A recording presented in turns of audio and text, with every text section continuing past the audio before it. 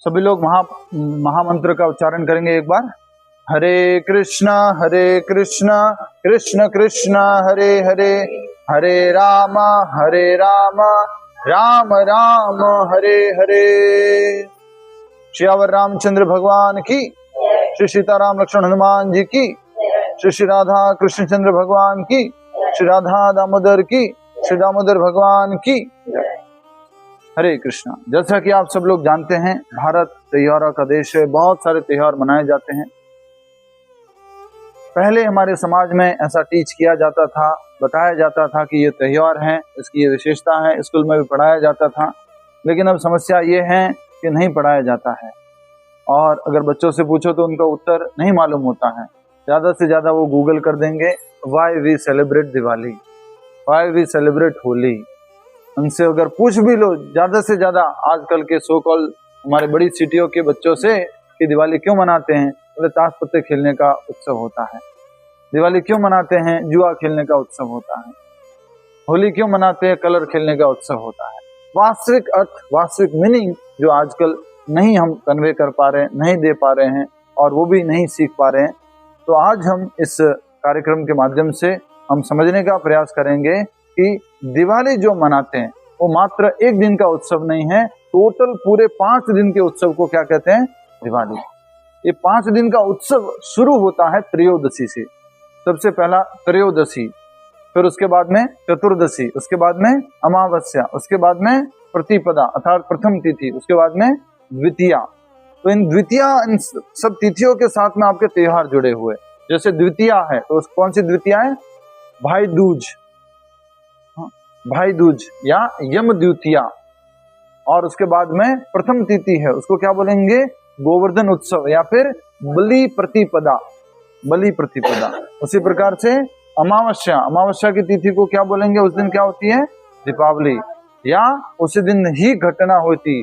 त्रेता युग में राम जी घर आए थे, द्वापर युग में यशोदा मैया ने भगवान कृष्ण को बांधा था। और उसके पहले नरक चतुर्दशी अर्थात नरकासुर का भगवान श्री कृष्ण ने वध किया था। और उसके भी पहले आती है धनतेरस। 13वें दिन को, 13वीं तिथि को धनतेरस कहा गया। लोग मात्र समझते हैं धन जो है घर पे लेके आना इस दिन, या कुछ गाड़ी या घर कुछ खरीदना, उसको ही धनतेरस कहते हैं, ऐसे ही सेलिब्रेट करना चाहिए। तो आज हम सब लोग मिलकर के समझने का प्रयास करते हैं। किसी का कोई प्रश्न वगैरह हो तो पूछिएगा अवश्य। अच्छे से समझेंगे कि क्या ये 5 त्योहार हैं, इसमें क्या क्या मनाया जाता है और इनकी क्या क्या विशेषता है। सर्वप्रथम जो त्योहार आता है वो है आपका धनतेरस। धनतेरस, जैसे कि नाम से ही मालूम पड़ रहा है, धनतेरस। तो जब देवता और दानवों के बीच में क्या हुआ था, समुद्र मंथन। और समुद्र मंथन में जो है बहुत सारी वस्तुएं निकली थी। ऐरावत हाथी भी निकला था, लक्ष्मी जी भी प्रकट हुई थी, उच्चेश्वरा भी निकला था जो घोड़ा था, और उसमें से क्या निकला था, जहर भी निकला था, और क्या निकला था, अमृत भी निकला था। तो आप सब लोग जानते हैं जहर को तो पीने वाले कौन थे, भगवान शिव, भोलेनाथ। कोई भी वस्तु में सबसे पहले, हमारे जीवन में भी अगर अपने आप को चरण करोगे, अपने आप को गीता क्लास में लेके आओगे, भगवत गीता भागवत क्लास में लेके आओगे, तो सबसे पहले क्या निकलना शुरू होगा, गंदगी निकलनी, विष निकलना शुरू होगा। जब भी मीठी शुगर को आप उबालते हो तो सबसे पहले क्या निकलता है, उसकी गंदगी, झाग, वो सब निकलता है। तो उसी प्रकार जब समुद्र को मथा गया तो सबसे पहले उसमें से क्या निकला, विष निकला, जहर निकला। वासुकी नाम का नाग उपयोग किया गया था। एक तरफ देवता थे, एक तरफ दानव थे। मंदराचल नामक का पर्वत यूज किया गया था। मंदराचल पर्वत, जिसको किस रूप में यूज किया गया था, मथनी के रूप में। तो मंदराचल पर्वत, इतना बड़ा सागर को मथना है, तो मथने के लिए मंदराचल पर्वत लाया गया। इस कथा के अंदर, इस लीला के अंदर भगवान के 3 अवतार हुए, कम से कम 3 अवतार। तो बहुत ही सुंदर है, विशेष है ये धनतेरस का दिन। तो देवता और दानवों के बीच में ये समुद्र मंथन चल रहा था। पहले विष निकला, शिव जी को भगवान श्री कृष्ण विष्णु ने प्रेरणा दी हृदय के अंदर से, और उन्होंने कहा तुम इसको धारण कर लो। शिव जी धारण कर लेते हैं, और वो किस नाम से जाने जाते हैं, नीलकंठ। विष धारण करने के कारण उनका गला कैसा पड़ गया, नीला, तो किस नाम से जाने लगे, नीलकंठ। अब जो है उसके बाद उस समुद्र मंथन में सबसे बड़ी परेशानी आने लग गई। वो समुद्र बहुत गहरा था, तो पर्वत धीरे धीरे धीरे नीचे ढलता जाता गया, नीचे जा रहा था मंदराचल पर्वत। अब क्या करें? ऐसे स्पेशल जो काम होते हैं वो स्वयं भगवान करते हैं। तो भगवान ने उसी समय अवतार लिया। कौन सा अवतार लिया? कश्यप अवतार लिया, और उस पर्वत के नीचे जाकर के बैठ गए। और पर्वत का जो अंतिम भाग है वो किसके ऊपर आ गया? भगवान जो इस कछुए रूप में आए हैं। और कछुए का जो ऊपर का भाग कैसा होता है? स्ट्रॉन्ग, ठोस, हथौड़े से मारो तो भी नहीं टूटता। तो भगवान उस कछुए के रूप में अवतार लिए और मंदराचल पर्वत को अपने ऊपर धारण किया। और ऐसा किसी ने बताया है कि भगवान को थोड़ा पीठ में खुजली भी हो रही थी, तो इसलिए थोड़ा सा भगवान ने वो अवतार लिया, और वो मंदराचल पर्वत जब ऐसे ऐसे हो रहा था तो उनकी खुजली जो है निकल रही। तो अब मंथन शुरू हुआ, फिर अच्छे से चलने लग गया। बहुत सारी 14 चीजें निकली थी, कि आप होमवर्क लिख लीजिएगा आपका, ये 14 कौन कौन सी चीजें निकली समुद्र मंथन से। एक फिर चीज निकली, वो थी स्वयं अमृत का कलश। और वो अमृत का कलश लेकर के कौन निकले थे? धन्वंतरी ऋषि। वो भगवान का दूसरा अवतार। पहला अवतार किस रूप में? कछुए रूप में। दूसरा अवतार कौन सा? स्वयं भगवान धन्वंतरी प्रकट हो गए समुद्र मंथन में, और हाथ में कलश लेके प्रकट हो गए। और वो कहे जाते हैं आयुर्वेद के भगवान, आयुर्वेद के संस्थापक, धन्वंतरी ऋषि। पहला अवतार कश्यप अवतार, दूसरा अवतार धन्वंतरी अवतार। हम सब लोग अपने जीवन में आयु चाहते हैं। अमृत क्या प्रदान करता है? आयु प्राप्त करता है। अमृत जो है अमरत्व नहीं प्राप्त करता, प्रदान करता, ये याद रखिएगा। कोई भी अमर नहीं रह सकता। ओनली क्या प्रदान करेगा? अमृत लंबी आयु प्रदान करेगा। तो हम सब लोग भी अपने जीवन में अपने आप को स्वस्थ रख के, दवाइयां लेकर के, टॉनिक्स लेकर के, प्रोटीन शेक और करेले का जूस कभी कभी, और पंपकिन का जूस वगैरह लेकर के क्या चाहते हैं? हम अपने शरीर को स्वस्थ चाहते हैं, आयु बढ़ाना चाहते हैं। तो धन्वंतरी जो भगवान थे वो प्रकट हुए उस अमृत कलश को लेकर के। जैसे अमृत कलश आया, एक बार देवताओं ने झपटा मारा, फिर दानवों ने झपटा मारा, आपस में युद्ध होने लग गया कि हम पहले उपयोग करेंगे, हम पहले पिएंगे, हम पहले पिएंगे। उसी समय भगवान इस प्रॉब्लम को सॉल्व करने के लिए तीसरा अवतार लेते हैं। किस रूप में अवतार लिया भगवान ने? अब सोचो, भगवान अगर मोहिनी बनेंगे, भगवान अगर स्त्री रूप लेंगे तो कितने सुंदर लगेंगे। देवताओं के पास इतनी सारी अप्सराएं थी, सब कुछ थी, लेकिन भगवान ने उस जब मोहिनी रूप का जब अवतार लिया, उस मोहिनी रूप को जब धारण किया, तो इतने आकर्षक लग रहे थे। वैसे भी पुरुष रूप में इतने सर्वाकर्षक लगते हैं वो। कामदेव, करोड़ों कामदेव उनसे आकर्षित हो जाते हैं। कंदर्प कोटि कमनीय विशेष शोभम, इतनी सुंदरता है कि करोड़ों कामदेव सामने खड़े हो तो भी भगवान श्री कृष्ण की सुंदरता के सामने फीके पड़ जाते हैं। तो वो भगवान श्री कृष्ण, द्विभुज मुरलीधारी भगवान श्री कृष्ण, वो अगर किसी गोपी का, स्त्री का रूप धारण करेंगे, मोहिनी का रूप धारण करेंगे, तो वो कितने सुंदर लगेंगे। तो भगवान बहुत आकर्षक लग रहे थे, सुंदर लग रहे थे, और स्माइल करते हुए दोनों के बीच में आए। और देखिए, आप लोग लड़िए मत। और जैसी आवाज सुनी, जैसे पैरों की पायजीब सुनी, ये कौन आ गया, इतना सुंदर कौन है, सब मोहित हो गए। सोचिए, इतनी ज्यादा सुंदरता थी भगवान। हमें भी उन भगवान की सुंदरता से मोहित होना है, न कि कामदेव की सुंदरता से। जिनसे कामदेव मोहित होता है, कामदेव को कहा गया है मदन, और भगवान श्री कृष्ण को क्या कहा गया है? मदन मोहन। कामदेव को, मदन को भी जो मोह लेते हैं वो कौन है? मदन मोहन। इसका आगे भी है, उस मदन मोहन को भी मोहने वाली है कौन? श्रीमती राधा रानी। इसलिए उनको क्या कहा जाता है? मदन मोहन मोहिनी, श्रीमती राधा रानी। तो भगवान श्री कृष्ण इतने सुंदर लग रहे थे, सर्वाकर्षक लग रहे थे। अब सारे जो है देवी देवता और सारे जो असुर लोग आकर्षित हो चुके हैं।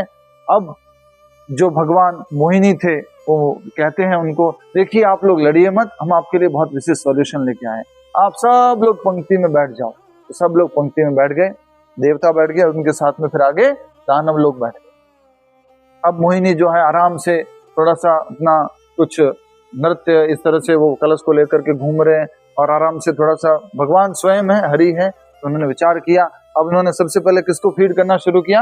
देवता को, क्योंकि असुरों को तो वैसे भी संसार में नहीं होना चाहिए, उनको अगर लंबी उम्र दे दी तो गड़बड़ होता है।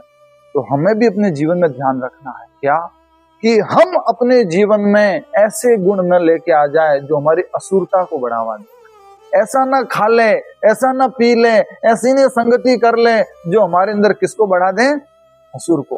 असुर को लंबी आयु नहीं देनी है, असुर को तो क्या करना है, हमें मार देना। और हमारे अंदर असुर कौन है, काम, क्रोध, लोभ, मोह, मद, मत्सर्य, ये असुर है हमारे अंदर बैठे हुए। तो हमें ऐसा कुछ नहीं देखना कि काम बढ़ जाए, ऐसा कुछ नहीं करना है कि क्रोध बढ़ जाए, ऐसा कुछ नहीं करना है कि मद, मोह, मत्सर्य ये सब बढ़ जाए। तो असुरों को क्या नहीं देना है, खाना नहीं देना है, असुरों को अमृत नहीं देना है। तो सबसे पहले भगवान ने डिसाइड किया देवताओं को देंगे। तो मोहिनी रूप भगवान जो है उनको अमृत पिला रहे हैं। वहीं पर एक दानव था, उसका नाम था राहु। राहु के मन में आ गया ये है ना कुछ तो प्रॉब्लम है, ये हो सकता है भगवान विष्णु स्वयं आ गए हैं, अब ये हमारा नाश करने वाला है, हमारा कुछ कल्याण नहीं होगा। ये चालाकी से ओनली अमृत किसको पिलाएंगे, देवताओं। तो ये जो राहु था वो तुरंत उठ करके पहले अपना रूप चेंज कर दिया। किसका रूप बना दिया, देवता को। और सूर्य और चंद्र के दोनों के बीच में जाके बैठ, देवता का रूप बना करके। अगर देवता का रूप नहीं होता तब तो वो क्या होता, तो पहचान लेते, लेकिन अब तो वो किस रूप में आ गया है, देवता के रूप में आ गया। असुर था तो देवता के रूप में। अब मोहिनी जी आते हैं वहां पर और वो देवताओं को पिलाते पिलाते सूर्य को पिला दिया। उसके बाद में किसको पिला दिया, राहु को पिला दिया। राहु ने तुरंत लिया, पीना शुरू कर दिया, झटपट पीना शुरू कर दिया। इतने में फिर चंद्रमा को पिला रहे, सूर्य हो गया, राहु हो गया, चंद्रमा को पिला रहे थे, चंद्रमा में लिया हाथ में थोड़ा। इतने भगवान को समझ में आ गया ये इतनी जल्दबाजी क्यों कर रहा है, ऐसे विचलित क्यों हो रहा है। तो भगवान ने तुरंत अपना जो सर्वाकर्षक रूप था ना, जिससे आकर्षित हो रहे थे सब लोग, वो रूप चेंज करके भगवान अपना सुदर्शन चक्रधारी रूप प्रकट करते हैं और तुरंत उस राहु का क्या कर देते, गला। बट उसका जो अमृत है वो कहां तक पहुंच गया था, गले तक पहुंच गया था। तो उसका गला जो है लंबी उम्र वाला बन गया, बहुत लंबी उम्र वाला। जब तक ये षष्ठी का प्रलय नहीं हो जाता तब तक उसका उम्र हो गया, इतना लंबा उम्र। तो अब जो ये राहु है, कभी कभी हमारे बोला जाता तेरे तेरे तेरे कुंडली में राहु है, तेरे ऐसे बैठ गया। वो राहु कौन है, ये दानव था वो राहु। और वो क्या करता है, कभी सूर्य और चंद्र के बीच में आ जाता है, सूर्य ग्रहण हो जाता है, चंद्र ग्रहण हो जाता है, अपने कुंडली में आके बैठ जाता है। इस प्रकार से असुर आके बैठ जाता है। तो ये भगवान की बहुत विशेष लीला धनतेरस की। धनतेरस है अर्थात धन्वंतरी तेरस है। कौन सी तेरस है, धन्वंतरी तेरस। यस, उस समुद्र मंथन में लक्ष्मी जी भी प्रकट हुई थी, और वो ऐसा नहीं है कि आज के दिन प्रकट हुई थी, वो धनतेरस के दिन प्रकट हुई थी। धनतेरस के दिन तो कौन प्रकट हुए थे, धन्वंतरी, आयुर्वेद के फाउंडर, आयुर्वेद के संस्थापक, जो अमृत लेके प्रकट हुए। तो हमें धनतेरस के दिन धन्वंतरी भगवान से प्रार्थना करनी चाहिए, आयु आरोग्यम आप प्रदान कीजिए। क्यों, क्योंकि मैं अधिक से अधिक आप भगवान का नाम जप कर सके, शरीर स्वस्थ रहे, भगवान की सेवा कीजिए। तो इस प्रकार से धन्वंतरी भगवान जो है प्रकट हुए। और उसके बाद में धन्वंतरी भगवान से पहले कौन प्रकट हुए थे, कश्यप, कछुए के रूप में। उसके बाद में धन्वंतरी, उसके बाद में मोहिनी। तो इस प्रकार एक ही लीला में भगवान 3 बार प्रकट। भगवान जो है आएंगे उसके ऊपर अभी अच्छे से समझने की कोशिश करते हैं थोड़ा सा जी। तो हम बात कर रहे थे कि धन्वंतरी जो है वो जो प्रकट हुए धनतेरस के दिन, इसलिए क्या मनाते हैं, धनतेरस मनाते हैं। अब हम आगे बढ़ते हैं नेक्स्ट दिन पर। धनतेरस समझ में आ गया, क्लियर है, कोई प्रश्न इसके ऊपर? बस इतना सा है कि लोग गलत समझा बात कर रहे हैं, वो प्रश्न उत्तर में समझेंगे, ठीक है। उसके बाद आती है चतुर्दशी, तेरस के बाद चतुर्दशी। चतुर्दशी के दिन कौन प्रकट हुए, कोई प्रकट नहीं हुआ। क्या हुआ था समझिए। चतुर्दशी के दिन एक राक्षस था, उसका नाम था नरकासुर। इसको इसीलिए बोला जाता है नरक चतुर्दशी। ये नरकासुर जो था वो स्वयं भगवान का ही बेटा था, भगवान विष्णु और भूमि देवी का पुत्र नरकासुर। प्रभु जी, ये भगवान का बेटा ऐसे राक्षस क्यों बन गया, वो ऐसे गलत प्रवृत्ति वाला कैसे हो गया? एक्चुअल में भले ही वो भगवान का और भूदेवी का बेटा था, लेकिन उसकी संगति खराब हो गई। इसलिए कहा जाता है कितने भी कुल में अगर अच्छे में जन्म ले लो, लेकिन अगर संगति खराब हो जाए तो ऑटोमेटिकली व्यक्ति बदल जाता है। तो ये नरकासुर बन गया। नरकासुर बहुत बड़ा भयानक राक्षस था, देवताओं को बहुत परेशान किया, देवताओं की बहुत सारी चीजों को चुरा दिया। अदिति मैया के कुंडल चुरा लिए, इस तरह से वरुण देव की छतरी चुरा ली, बहुत सारा उसने इस प्रकार देवताओं को परेशान किया इसने नरकासुर ने। और नरकासुर ने और क्या किया? नरकासुर ने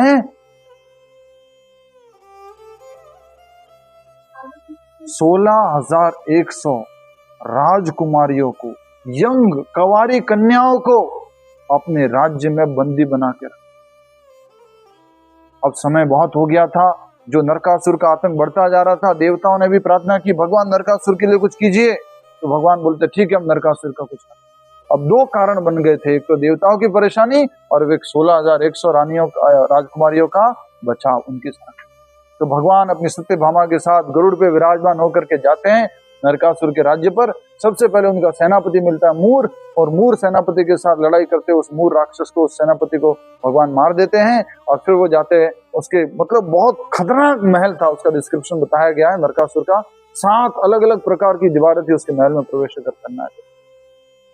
तो भगवान थे सब दीवारों को खत्म करते हुए, तोड़ते हुए भगवान पहुंच गए नरकासुर के राज्य में। और वहां अंदर पहुंचे, नरकासुर का भगवान वध करने वाले थे। लड़ाई करके बहुत लड़ाई हुई, उनके बीच में भीषण युद्ध हुआ, फिर उसको वध करने वाले थे। फिर उनको याद आया कि भगवान ने भूमि देवी को वरदान दिया था कि अगर तुम अनुमति दोगी तो ही मैं मारूंगा इसको नरकासुर।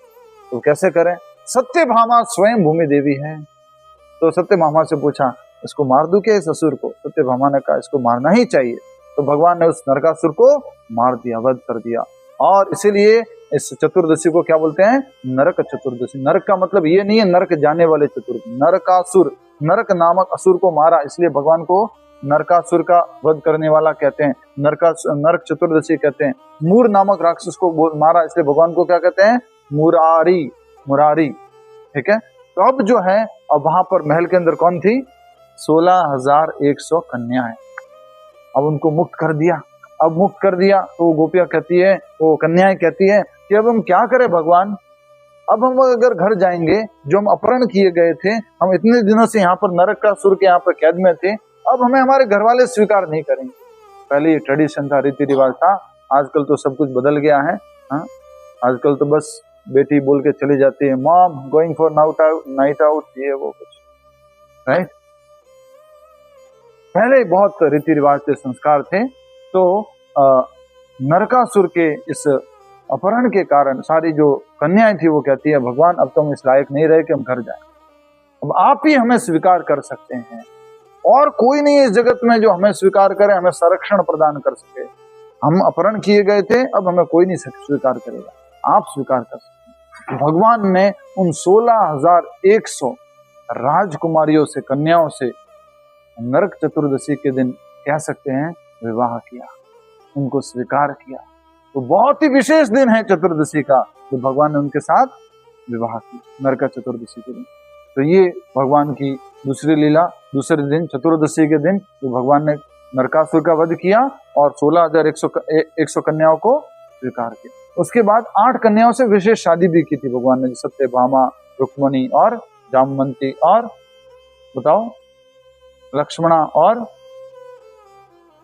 सत्या और यस 8 पटरानियां थी। अच्छा, एक बात बता देते हैं आपको, भगवान ने एक भी शादी खुद से नहीं कि अच्छा मुझे अब शादी करनी है तो इनकी बेटी अच्छी है, इनसे मैं शादी कर लेता हूँ। हर एक शादी भगवान की, 16,100 शादी कैसे हुई? उनके संरक्षण के लिए, उन राजकुमारियों के संरक्षण के लिए भगवान ने उनको स्वीकार किया। सत्यभामा, रुक्मणी जो भी हुए, जामवंती, सत्या, सबको, लक्ष्मणा, सबको उनके पिताजी ने कहा मेरी बेटी से शादी कर, आपने हमारे ऊपर ये उपकार किया, हम अपनी बेटी को आपसे ब्याह करवाना चाहते हैं। तो भगवान ने उनको स्वीकार किया। दूसरा टास्क लिख लीजिए, भगवान की 8 पटरानियों का नाम। यस, तो इस प्रकार से हम समझ रहे थे नरकासुर, और नरकासुर जो था उसका वध किया भगवान ने। भूमि देवी और ये विष्णु जी का पुत्र था, 16,100 कन्याओं को उन्होंने मुक्त करवाया। अब तीसरा दिन कौन सा आता है? बोलिए, जोर से बोलो, सब लोगों को बोलना है।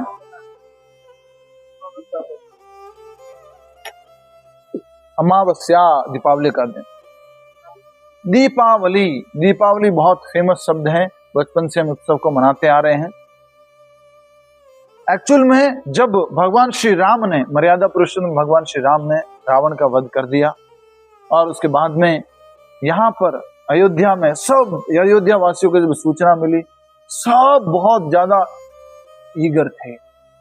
एक्चुअल में ऐसा कहा जाता है, किसी अयोध्या वासी ने 14 वर्ष के लिए कोई उत्सव नहीं मनाया। मेरे राम चले गए, मेरे राम चले गए। किसी अयोध्या वासी ने 14 वर्ष तक कोई उत्सव नहीं मनाया, इतनी उनकी आसक्ति थी। तो जब राम जी के आने की खबर मिली, आप सब लोग जो है अपने घरों में रहते हैं, मान लीजिए आपका पड़ोसी आपको फोन करते हैं, बोलता है कि मैं अभी आ रही हूँ थोड़ी देर में, तो आप क्या करोगे?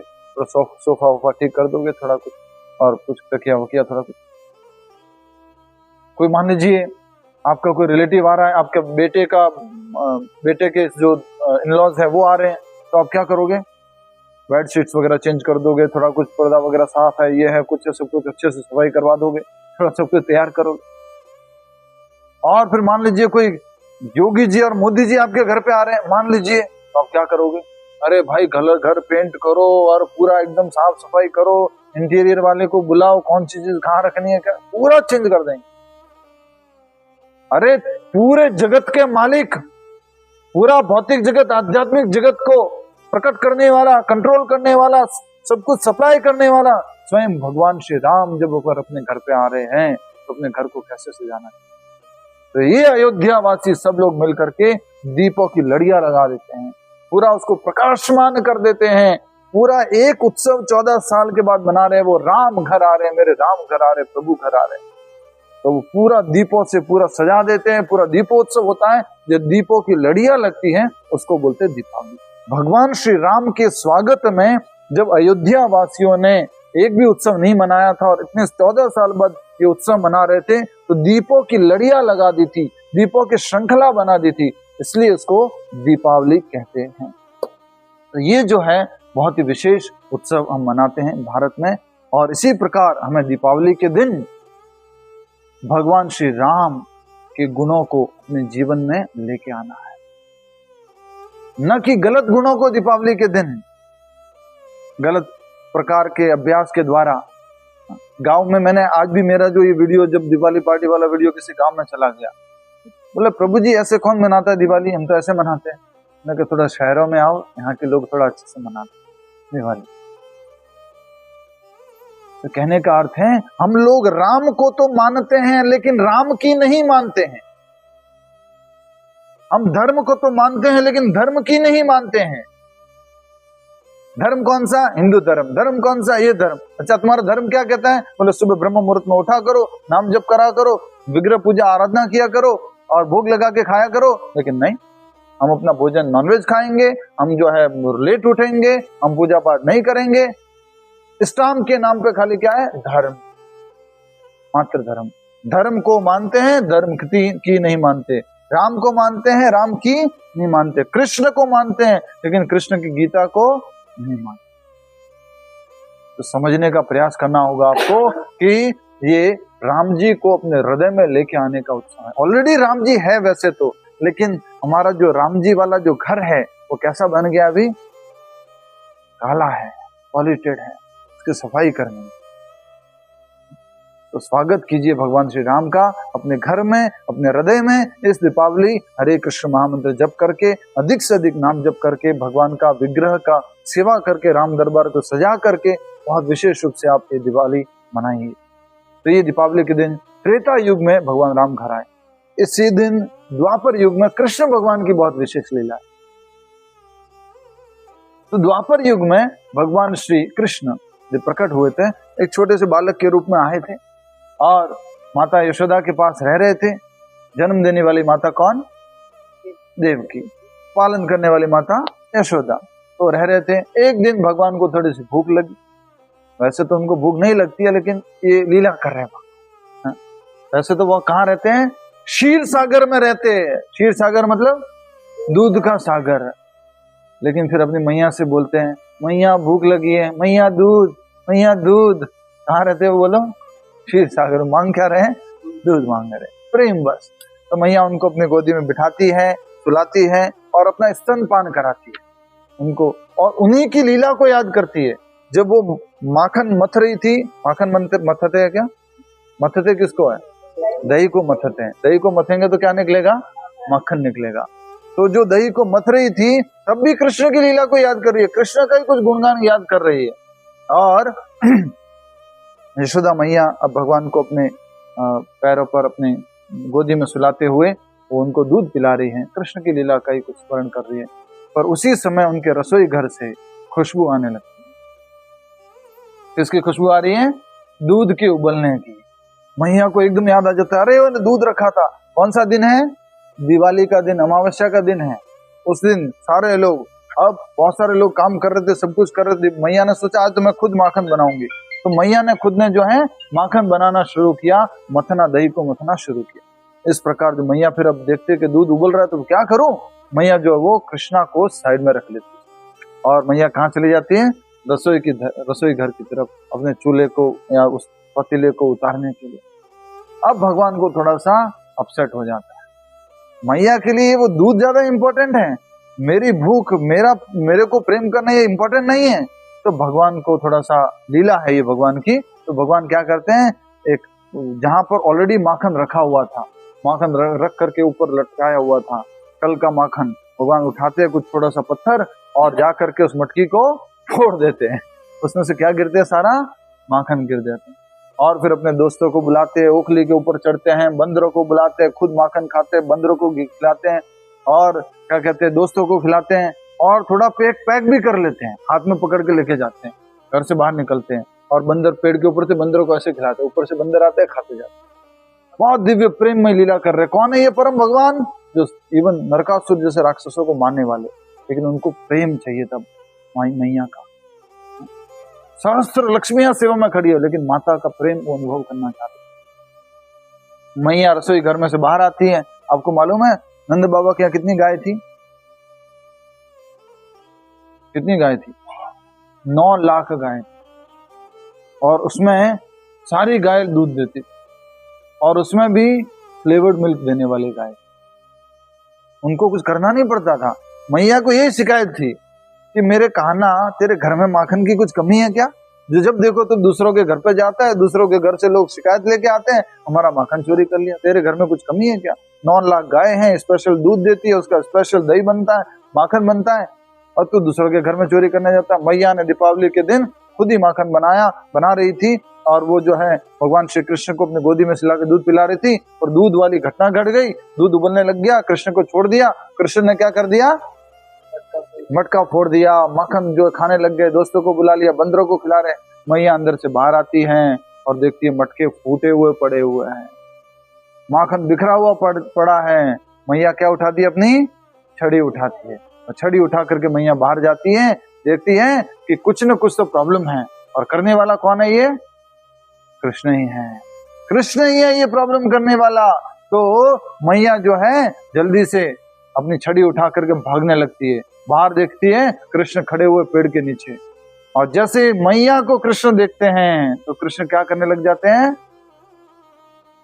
खास करके मैया के हाथ में छड़ी देखते हैं।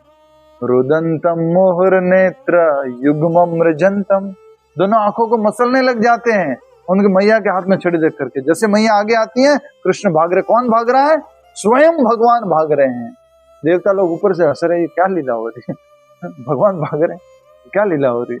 फिर भगवान श्री कृष्ण भाग रहे हैं और यशोदा मैया पीछे पीछे भाग रही है। तो इस प्रकार से ये लीला जो है हो रही है। कृष्ण भगवान जो है भाग रहे हैं, उनको थकान हो ही नहीं रही और वो इस प्रकार से भाग रहे हैं कि मैया पकड़ न सके उनको। कभी थोड़ा सा पास में आते हैं कि मैया पकड़ लें, और जैसे मैया पास में आती है एकदम से भाग जाते। तो इस प्रकार से जो है यशोदा मैया ये लीला कर रही है भगवान श्री कृष्ण के साथ में। और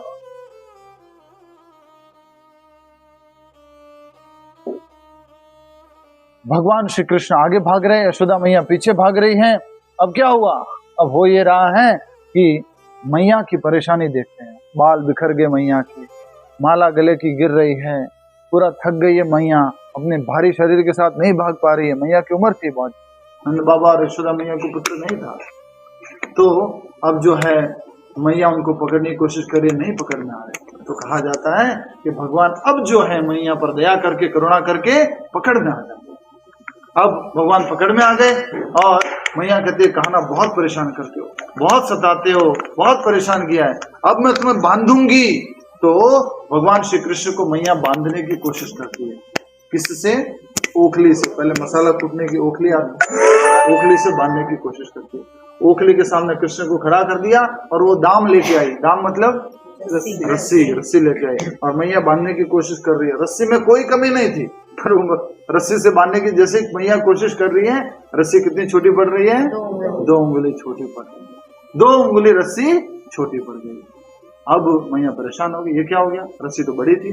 और रस्सी लेके आई, जोड़ी उसको, फिर भी रस्सी 2 उंगली छोटी पड़ गई।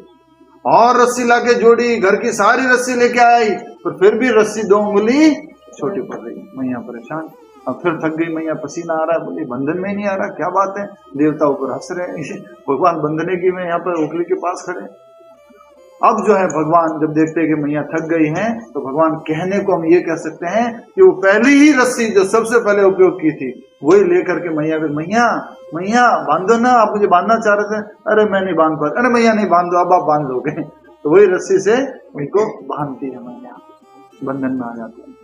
बताया जाता है शास्त्रों में अपने आचार्य द्वारा कि वो 2 उंगली रस्सी जो छोटी पड़ रही थी उसका अर्थ क्या है। पहला अर्थ है उस रस्सी 2 उंगली छोटी पड़ने की हमारा प्रयास। जब देवकी ने यशोदा मैया ने प्रयास किया भगवान श्री कृष्ण को पकड़ने का, जब उन्होंने प्रयास किया भगवान को बांधने का, बांध नहीं पा रहे थे, पकड़ नहीं पा रहे थे, जब प्रयास किया तो भगवान ने दूसरी अंगुली का अर्थ क्या है?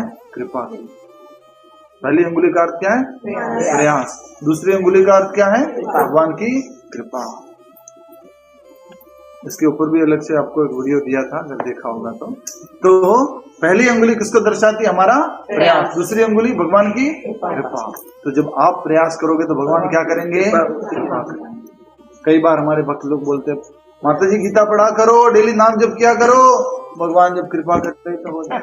वृंदावन आया करो, नहीं वो जब बुलाए, अरे आपने क्या किया? आपको क्या करना है? प्रयास। तो भगवान क्या करेंगे? कृपा। अब ये दामोदर लीला कौन से युग में हुई? द्वापर युग में। दीपावली में भगवान श्री राम जी का घर आना ये कौन से युग में हुई? त्रेता युग में। अब हम समझ रहे हैं इसी लीला में साथ में ही अब भगवान मैया बांध के चली गई, भगवान ओखली से बंध गए। अब भगवान शरारती है, भगवान ने क्या किया? क्रॉलिंग करने लग गए, वो घुटनों के बल चलने लग गए, ओखली नीचे गिर गई और वो चल रहे हैं। उनके घर के बाहर आंगन में 2 बड़े बड़े पेड़ लगे हुए। कौन से पेड़ थे वो? यमला अर्जुन। कुबेर के जो 2 बेटे थे उनको श्राप मिला था नारद मुनि का, लंबी कहानी है तो यहाँ पर संक्षिप्त में बताते हैं। तो वो पेड़ बन गए थे भगवान के आंगन में। पर ऐसा कहते हैं कि अगर भगवान का भक्त श्राप दे तो वो भी आशीर्वाद बन जाता है। पेड़ बनने का श्राप दिया, लेकिन कहाँ पेड़ बने? भगवान के आंगन में। और मुक्ति कैसे हुई? जब भगवान क्रॉलिंग करते हुए आ रहे हैं और वो ओखली दोनों पेड़ों के बीच में अटक गई हैं, तो वो अटक गई। भगवान ने थोड़ा जोर लगाया, भगवान का स्पर्श हुआ उन पेड़ों से, उस ओखली का स्पर्श हुआ, थोड़ा और जोर लगाया भगवान ने, छोटे से बालक, भगवान ने और जोर लगाया, दोनों पेड़ गिर गए, धड़ाम, सब जगह आवाज हुई। और वहां से 2 देवता निकले, कुबेर के 2 पुत्र, नल कुंवर और मणिग्रीव, और वो भगवान को प्रणाम करते हैं, अपनी सारी व्यथा बताते हैं, भगवान की परिक्रमा करके फिर वापस वो चले जाते हैं। हमें भी भगवान से प्रार्थना करनी चाहिए, भगवान ओखली से, अपने भगवत गीता से, किसी भी तरह से हमारे को स्पर्श करा दो, हमारी भी मुक्ति करा दो। तो ये लीला थी दीपावली के दिन, तीसरी लीला। दीपावली के दिन पहली लीला राम जी घर आए, दूसरी लीला रस्सी से बांधा, दामोदर लीला। दाम मतलब रस्सी, उधर मतलब पेट। तीसरी लीला यमला अर्जुन लीला। अब अगला दिन कौन सा आता है? अगला दिन आता है गोवर्धन प्रतिपदा, बलि प्रतिपदा, अर्थात जो राजा बलि थे। बहुत लंबी कहानी है, सूक्ष्म में बताता हूँ। वो असुर कुल में पैदा हुए राजा बलि, और असुर कुल में पैदा होने के कारण उन्होंने देवताओं का सारा राज्य ले लिया था। अब देवताओं के जो बड़े राजा थे वो कौन थे? इंद्र, वो अपनी माता जी के पास जाते हैं। थोड़ा जोक के लिए बोल रहा हूँ, मम्मी मम्मी मम्मी। बोले क्या हुआ बेटा? बोले मेरा राज्य छीन लिया। जैसे बेटा खिलौना छीनने पर बोलता है ऐसे बोलते हैं। तो इंद्र का राज्य छीन लिया गया। उनकी माँ थी अदिति। अदिति ने बोला कोई बात नहीं बेटा, मैं तुम्हारे लिए वापस से व्यवस्था करती हूँ। तो उनकी माता व्रत करती है, पायोव्रत व्रत, और भगवान उनको वरदान देते हैं कि मैं तुम्हारे प्रकट होऊंगा।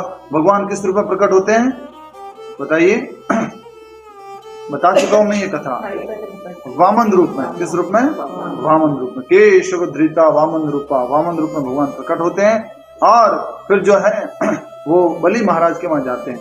बलि महाराज क्या कर रहे थे वहां पर? यज्ञ कर रहे हैं। एक्चुअल में बलि महाराज यज्ञ कर रहे थे और ये छोटा सा बालक ब्राह्मण पहुंच गया। बलि महाराज ने बोला कि तुम्हें क्या चाहिए?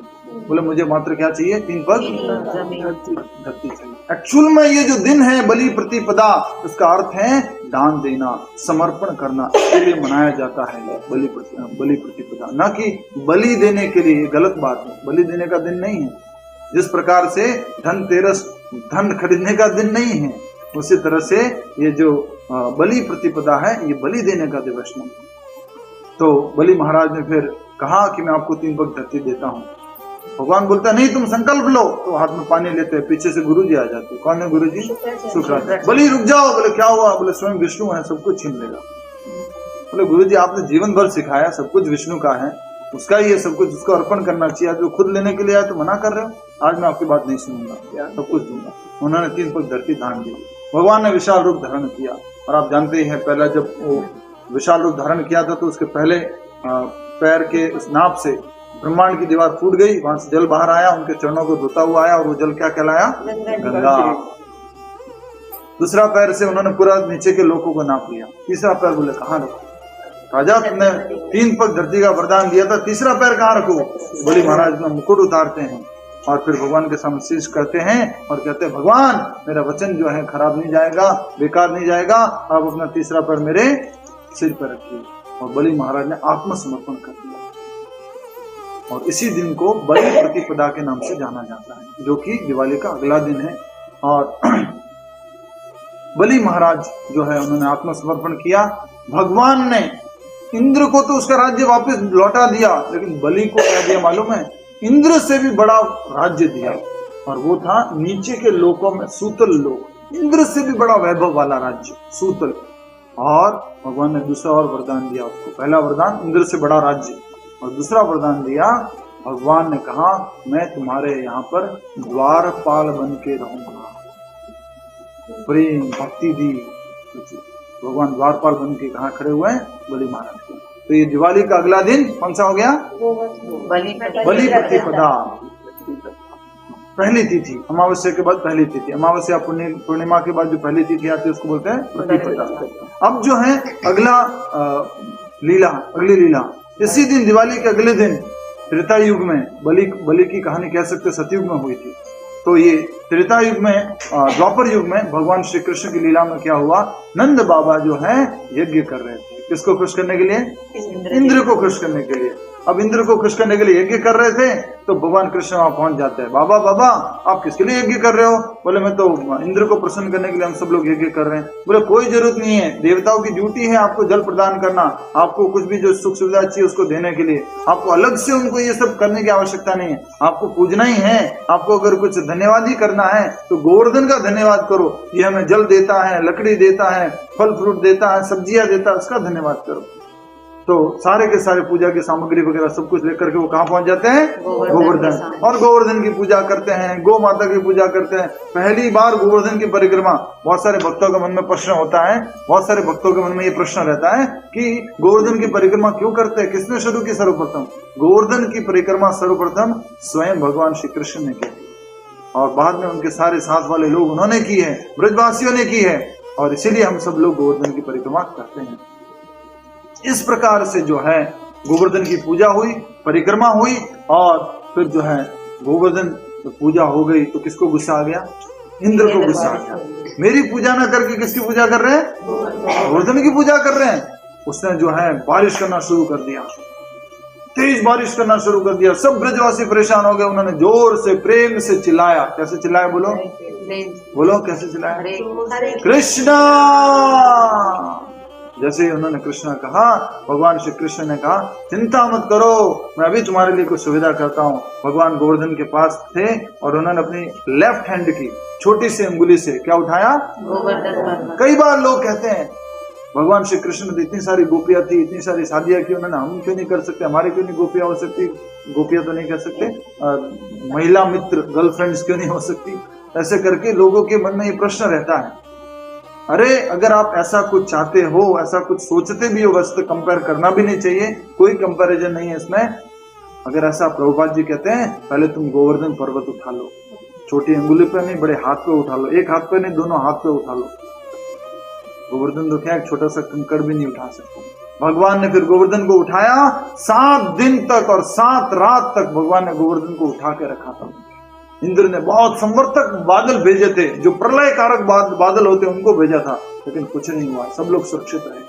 और इस लीला में विशेष ये होता है कि सारे ब्रजवासी लकड़ी लगा करके भगवान को कहते हैं, हम आपका सपोर्ट कर रहे हैं, गोवर्धन को लकड़ी लगा करके। आप थोड़ा सा अंगुली को रेस्ट दे दो, थोड़ा सा आपको। भगवान कहते रेस्ट दो? बोले हाँ हाँ रेस्ट दो। तो जैसे वो अपनी अंगुली को थोड़ा नीचे करते हैं तो सारी की सारी लकड़ियां टूट जाती हैं।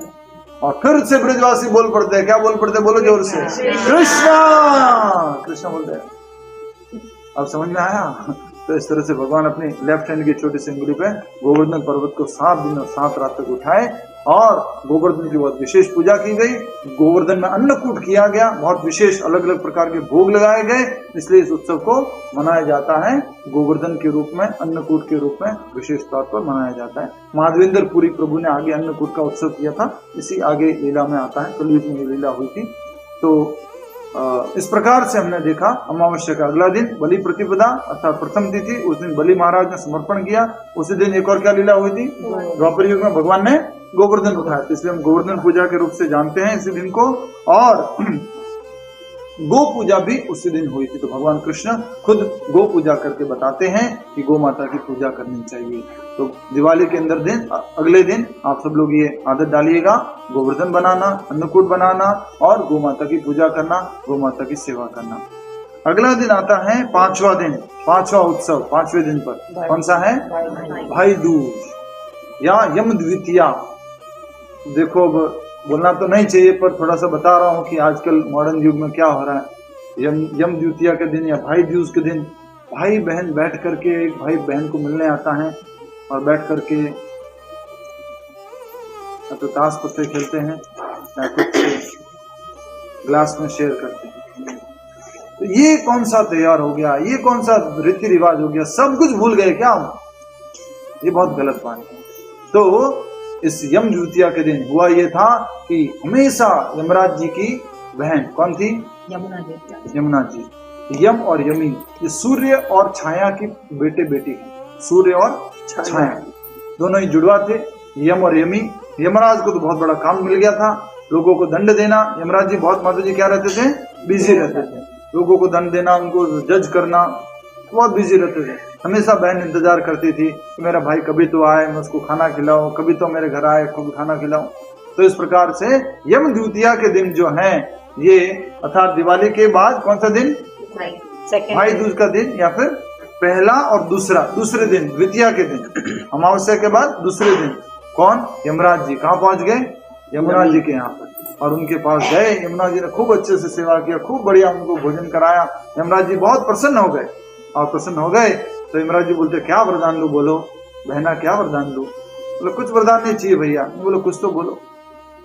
बोले भैया आज के दिन अगर कोई भाई अपनी बहन के यहाँ आता है, साथ बैठ के खाता है, या यमुना जी में स्नान करता है, मेरी नदी में, मेरे पानी में अगर कोई स्नान करता है, उसको आपका दरवाजा नहीं देखना पड़े, उसको आपको नहीं देखना पड़े, समझ गए? यमलोक नहीं जाना पड़े, वो मुक्त हो जाए, आपके पास नहीं आना पड़े। तो इस प्रकार से कितना बड़ा महत्व है, सोचो। यमलोक जाने से बचने का दिन है, लेकिन कुछ लोग गलत चीज कर करके उस दिन, कौन से दिन जाने के? यमलोक जाने का कुछ कार्य कर रहे। भाई बहन को स्नान करने का दिन है, प्रसाद पाने का दिन है। तो इस प्रकार से ये भाई दूज मनाई जाती है और बहुत ही विशेष रूप से ये उत्सव मनाए गए। तो पहला उत्सव धन्वंतरी त्रयोदशी, दूसरा उत्सव नरक चतुर्दशी, तीसरा उत्सव दीपावली, गोवर्धन, उसका अगला दिन गोवर्धन पूजा और उसका अगला दिन भाई दूज। ये 5 दिन के पूरे इस सीरीज ऑफ फेस्टिवल्स को दीपावली कहते हैं और हम सब लोगों को पूरा अपने संस्कारों सहित उसको फॉलो करना चाहिए, मनाना चाहिए। हर एक उत्सव को बहुत उत्साह के साथ और अपने बच्चों को भी ये संस्कार देने चाहिए कि दीपावली क्यों मनाते हैं, नरक चतुर्दशी क्या है, गोवर्धन पूजा क्या है, यम द्वितीया क्या है, ये भाई दूज क्या होता है। बच्चों को बस बोल देते जा अपनी बहन से मिलके आ जा, कुछ उसको गिफ्ट दे दे। क्या होता है ये, क्यों मनाते हैं, इसको समझने का प्रयास करना चाहिए। और आजकल के बच्चों में सबसे बड़ी बात होती है कि उनके अंदर जिज्ञासा है कुछ जानने की। आप उनकी जिज्ञासा को शांत कर दो, वो सब कुछ फॉलो करेंगे। आप उनको लॉजिकली उत्तर दे दो, सब कुछ समझ में आ जाएगा, आपसे भी आगे बढ़ जाएंगे वो। तो इस प्रकार से ये 5 दिन का उत्सव हुआ और हम सब लोगों को इन 5 दिनों में अधिक से अधिक नाम जप करना है। कार्तिक महीने के अंदर ये दिन आते हैं, 5 बहुत विशेष है। आप सब लोग कोशिश कीजिए अच्छे से इनको समझें और इनका 5 दिनों का अच्छे से उत्सव के रूप में मनाएं। प्रतिदिन नाम जप अधिक से अधिक करें। श्री श्री श्री और रामचंद्र भगवान की जय, श्री श्री यशोदा दामोदर की जय, श्री धन्वंतरी भगवान की जय।